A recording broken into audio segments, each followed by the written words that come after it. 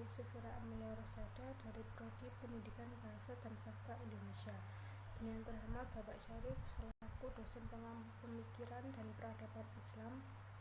Dan saya di sini adalah untuk menjawab pertanyaan luas dari Pak Syarif. Pertanyaan yang pertama adalah jelaskan sejarah Islam masuk ke Spanyol. Masuknya Islam ke Spanyol diduduki Islam pada masa Khalifah Al-Walid 705-715 Masehi. Salah seorang khalifah Bani Umayyah yang beribu kota di Damaskus. Bani Umayyah sepenuhnya menguasai Afrika Utara pada zaman Khalifah Abdul Malik setelah memakan waktu 53 tahun 30-83 Hijriah. 3 pahlawan Islam yang berperan dalam penaklukan Spanyol antara lain Syarif bin Malik, Tariq bin Ziyad, dan Musa bin Nusayr. Tariq bin Malik merintis dan menyelidiki keadaan Spanyol dengan menyeberangi selat antara Maroko dan Eropa. Dengan satu pasukan perang 500 tentara berkuda yang menaiki kapal Julian, Kumelut yang ada dalam kerajaan Visigotik membuat Tariq bin Malik memenangkan pertempuran. Selanjutnya Musa bin Nusayr mengirim 7.000 pasukan di bawah pimpinan Tariq bin Ziyad yang terdiri dari suku barbar yang didukung Musa bin Nusayr, dan sebagian lagi orang Arab dikirim Khalifah Walid. Pasukan itu menyeberangi selat dan melewati gunung tempat beristirahat dan menyiapkan pasukan, dikenal dengan nama Gibraltar Jabal Tariq. Kemudian pasukan Tariq mulai bertempur di suatu tempat bernama Baka. Lalu Raja Roderick dapat dikalahkan. Tariq dan pasukannya terus menaklukkan kota-kota penting seperti Cordova, Granada, dan Toledo, ibu kota kerajaan Goth. Setelah ditambah jumlah pasukan 5.000 personel oleh Musa bin Nusayr, sehingga total personel menjadi 12.000 orang. Jumlah ini tidak sebanding karena kerajaan Goth memiliki 100.000 orang. Musa bin Nusayr merasa perlu melibatkan diri sehingga ia berangkat dengan pasukan yang besar dan menaklukkan Sonoda, Carmona, Seville, dan Merida serta mengalahkan penguasa Gotik Theodomir di Orihuela. Bergabung dengan pasukan Tariq di Toledo, mereka berhasil menguasai seluruh kota penting di Spanyol, mulai Saragossa hingga Navarre. Masa pemerintahan Umar bin Abdul Aziz 19 Hijriah atau 717 Masehi, perluasan dilakukan untuk menaklukkan daerah sekitar pegunungan Pirena dan Prancis. Setelah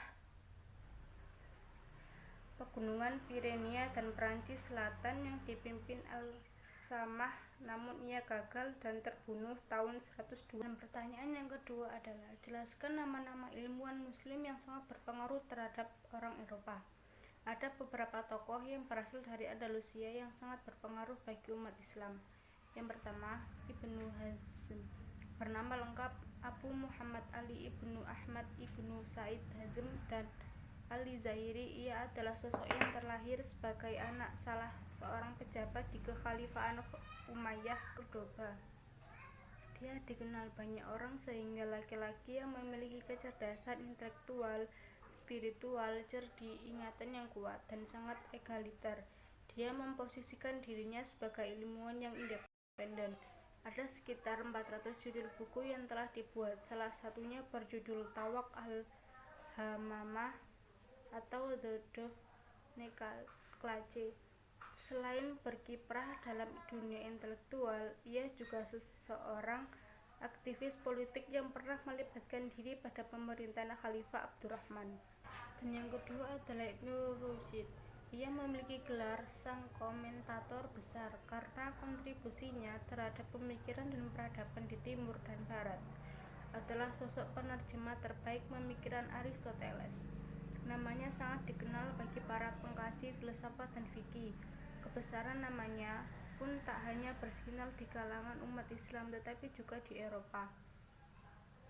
Ia lahir di pusat ibu kota Andalusia, Cordoba, dan besar lingkungan ilmiah dan dari keluarga terpandang hingga dirinya menjadi orang yang sangat cerdas dan penuh semangat. Dan yang ketiga Ibnu Arabi, Abu Bakar Muhammad bin Ali bin Muhammad bin Ahmad al-Tahi al-Hatimi al-Mursi atau Ibnu Arabi lahir di Murcia dan berasal dari keluarga yang cukup saleh. Ayah dan pamannya sufi termasyhur kala itu.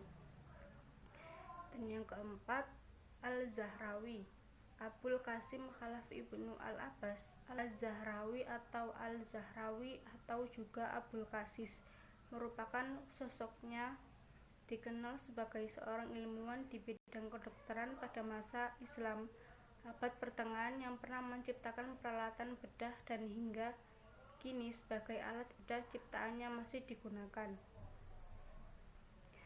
Dan yang kelima Abu Ishaq Al-Zarqali, dia bernama lengkap Ibrahim Ibnu Yahya Al-Zarqali, lahir di Toledo, Andalusia dan tumbuh besar ketika kejayaan peradaban Islam di Andalusia berada di ujung tanduk. Al-Zarqali merupakan ahli matematika dan astronom pada masa peradaban Andalusia. Pertanyaan yang ketiga adalah jelaskan apa makna Renaissance dan apa sumbangan lebih terhadap kebangkitan Eropa. Renaissance adalah gerakan perubahan besar di Eropa yang terjadi setelah abad pertengahan. Istilah Renaissance berasal bahasa Latin renaître yang terdiri dari dua kata yakni re berarti kembali dan naître berarti lahir.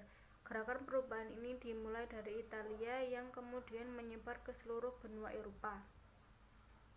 Mengenal sumbangsi Islam dalam kebangkitan Eropa. Jadi pada periode klasik ini Islam sedang berkembang pesat dalam semua bidang ilmu pengetahuan, di mana Baghdad, ibu kota Abbasiyah dan Andalusia Spanyol, dan Sicilia menjadi pusat-pusat peradaban Islam kala itu.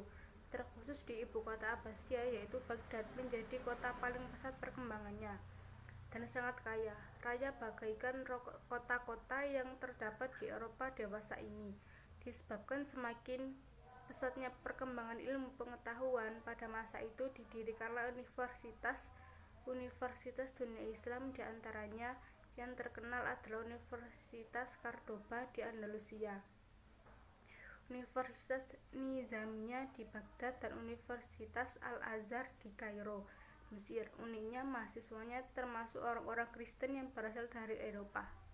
Sehingga pada saat itu lahirlah filosof dan ilmuwan-ilmuwan Islam bernama seperti Ali bin Rabar Al-Tabari yang merupakan dokter Islam pertama, dan masih banyak ilmuwan-ilmuwan lainnya. Hal inilah yang kemudian membuat orang-orang Eropa termotivasi mencontoh dan mengadopsi peradaban Islam untuk menghalau ketertinggalan mereka. Karena masa keemasan Islam tidak berlangsung lama. Tercatat sejak abad ke-13 Masehi, kemajuan peradaban yang mulanya berada di tangan Islam perlahan-lahan memasuki masa suram dan akhirnya tenggelam ketika abad modern datang.